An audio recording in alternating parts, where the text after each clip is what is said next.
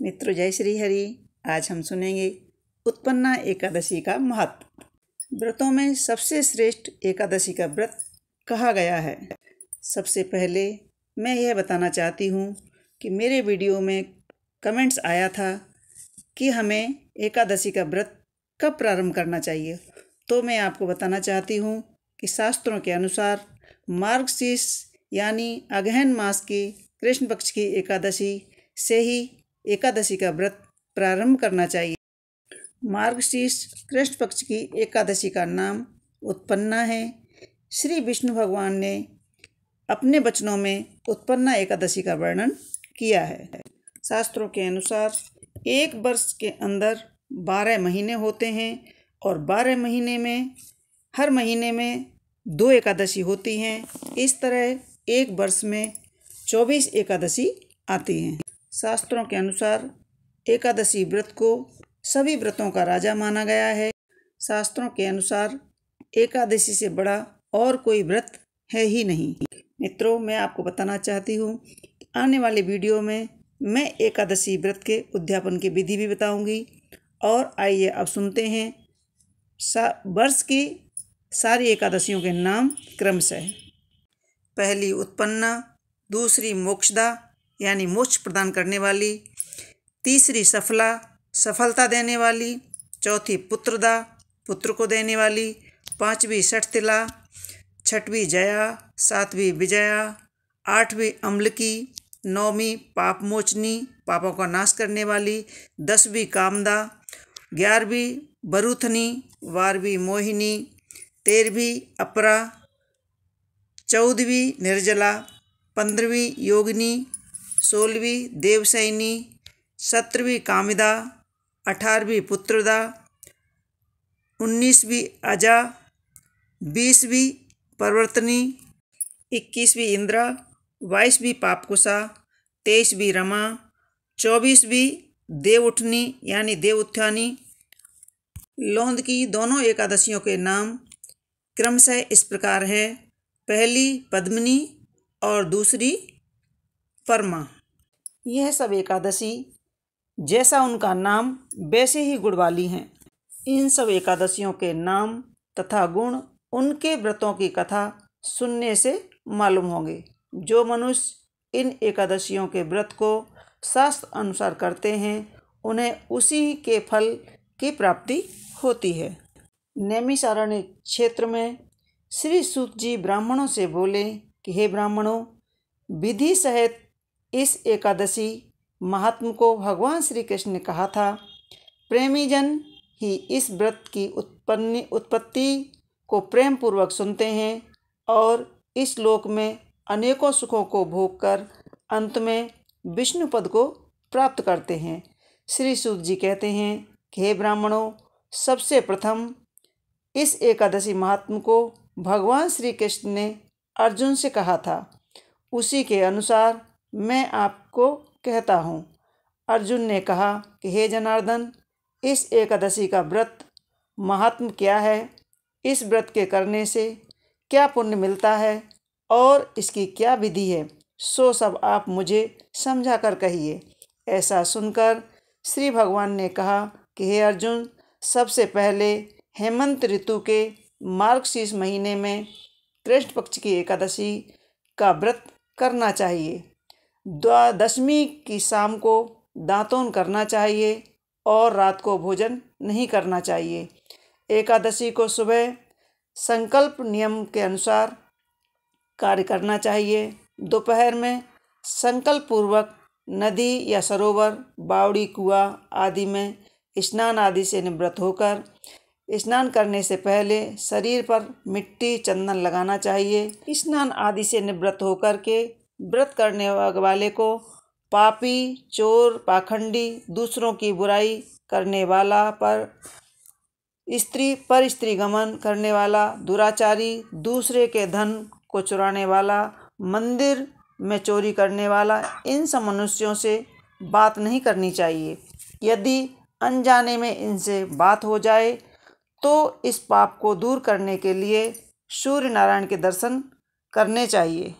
स्नान के बाद धूप दीप नैवेद्य से भगवान विष्णु का पूजन करना चाहिए।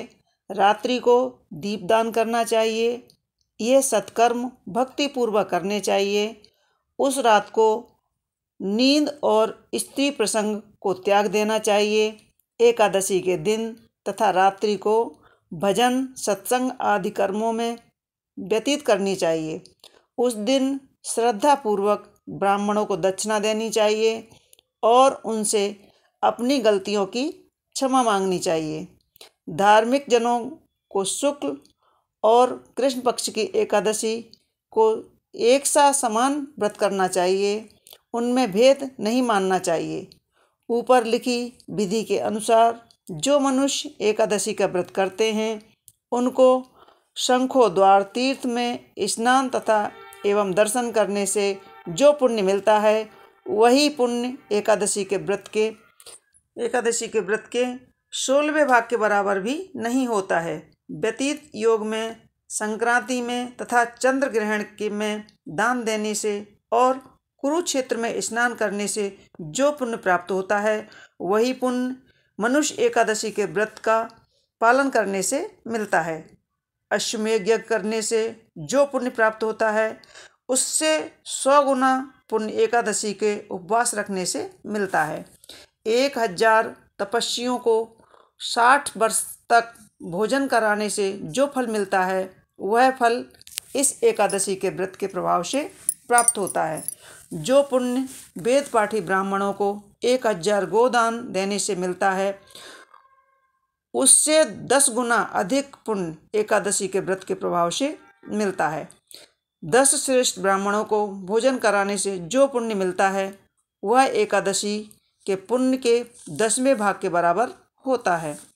10 उत्तम ब्राह्मणों को भोजन कराने में जो पुण्य मिलता है उतना ही पुण्य एक ब्रह्मचारी को भोजन कराने से होता है। इस पुण्य से 1000 गुना पुण्य कन्या और भूमि दान कराने से प्राप्त होता है। कन्या और भूमि दान के पुण्य से 10 गुना पुण्य, विद्या दान से 10 गुना पुण्य भूखे को भोजन कराने से होता है। वही पुण्य एकादशी के व्रत के प्रभाव से मिलता है। अन्न दान के बराबर संसार में दूसरा और कोई दान नहीं है। इस दान से स्वर्गीय पितृ तृप्त होते हैं। इस दान का महात्म देवता भी वर्णन करते हैं। निर्जल व्रत करने का आधा फल एक बार भोजन कराने के बराबर होता है। उपरोक्त कोई सा एक व्रत जरूर करना चाहिए। एकादशी का व्रत करने पर ही यज्ञ, दान, तप आदि मिलते हैं, अन्यथा नहीं। अतः एकादशी का व्रत अवश्य ही करना चाहिए। इस व्रत में शंख से जल नहीं पीना चाहिए। मछली, सूअर अन्न एकादशी के दिन व्रत में वर्जित है। एकादशी का व्रत फल 1000 यज्ञों से भी अधिक होता है। ऐसा सुनकर अर्जुन ने कहा कि हे भगवान, आपने इस एकादशी के पुण्य को अनेक तीर्थों के अन्य पुण्य से श्रेष्ठ एवं पवित्र क्यों बताया है? सो सब कहिए। श्री भगवान बोले कि हे अर्जुन, सतयुग में एक महाभयंकर मुर नामक दैत्य था। उस मुर दैत्य से सभी देवता अत्यंत भयभीत रहते थे। अंत में इंद्र आदि देवताओं को जीत उन्हें उसके स्थान से उसने गिरा दिया। तब देवेंद्र ने महेंद्र से प्रार्थना की, हे शिव शंकर, हम सब इस समय मुर दैत्य के अत्याचारों से मृत्युलोक में अपना जीवन व्यतीत कर रहे हैं। कृपा कर इस दुख से छुटकारा दिलाएं। महादेव जी बोले कि हे देवेंद्र, आप श्री विष्णु जी के पास जाइए। इंद्र तथा अन्य देवता क्षीर सागर, जहाँ पर श्री भगवान विष्णु शेष शैया पर शयन कर रहे थे, वहाँ गए और देवता सहित इंद्र ने उनकी इस प्रकार स्तुति की, हे देवताओं के देवता और देवताओं के देवताओं द्वारा स्तुति करने योग्य आपको बारंबार प्रणाम है। हे दैत्यों के संहारक, हे मधुसूदन, आप हमारी रक्षा करें। हे जगन्नाथ, समस्त देव देवताओं से भयभीत होकर के आपकी शरण में आए हैं। आप ही इस संसार के कारक और कर्ता हैं, सबके माता पिता हैं, जगत की उत्पत्ति, पालन और संहार करता हैं तथा देवताओं की सहायता करने वाले और शांति प्रदान करने वाले हैं। आकाश पाताल आप ही हैं। तीनों लोकों को उत्पन्न करने वाले ब्रह्मा, सूर्य, चंद्र, अग्नि, हव्य, स्मरण, मंत्र, यजमान, यज्ञ, कर्मकर्ता, भोक्ता आदि आप ही हैं। हे देव, शरण में आए हुए की आप ही रक्षा करने वाले हैं। इस समय दैत्यों ने हमें स्वर्ग से निकाल दिया है, अब आप हमारी रक्षा कीजिए। देवताओं द्वारा करुण वाणी सुनकर श्री विष्णु भगवान बोले, हे देवताओं, वह कौन सा दैत्य है जिसने देवताओं को जीत लिया है? वह कहाँ रहता है तथा उसमें कैसा बल है, यह सब मुझसे कहो। भगवान के वचनों को सुनकर इंद्र बोला, हे भगवान, प्राचीन समय में नाड़ी जंग नाम का एक दैत्य था। उस दैत्य की ब्रह्मवंश में उत्पत्ति हुई थी। उसी दैत्य के लड़के का नाम मुर है। वह अपनी राजधानी चंद्रावती में उसने अपने बल से समस्त विश्व को जीत लिया है और सब देवताओं को देवलोक से निकालकर इंद्र आदि अग्नि, यम, वरुण, चंद्रमा, सूर्य बनकर पृथ्वी को तपाता है और मेघ बनकर जल की वर्षा करता है। अतः आप उस दैत्य को मारकर देवताओं को जीत कराओ। इंद्र के ऐसे वचन सुनकर श्री विष्णु जी बोले कि हे देवताओं, मैं तुम्हारे शत्रुओं का शीघ्र ही संहार करूँगा। अब सब चंद्रावती नगरी को जाइए। इस प्रकार भगवान विष्णु के देवताओं से कहकर उनके पीछे पीछे चंद्रावती नगरी को चल दिए। उस समय मुर अनेक दैत्यों के साथ युद्ध भूमि में गरज रहा था। युद्ध होने पर असंख्य दानव अनेक अस्त्र शस्त्रों को धारण कर देवताओं से युद्ध करने लगे, परंतु देवता उनके आगे एक क्षण भी न ठहर सके। तब भगवान भी युद्ध भूमि में आ गए। भगवान विष्णु को देखा तो उस पर अस्त्र शस्त्र का प्रहार करने लगे। भगवान भी चक्र और गदा से अनेक शस्त्रों को नष्ट करने लगे। उस युद्ध में अनेक देवता दानव सदैव के लिए सो गए, परंतु दैत्यों का राजा मुर भगवान के साथ निश्चल भाव से युद्ध करता रहा।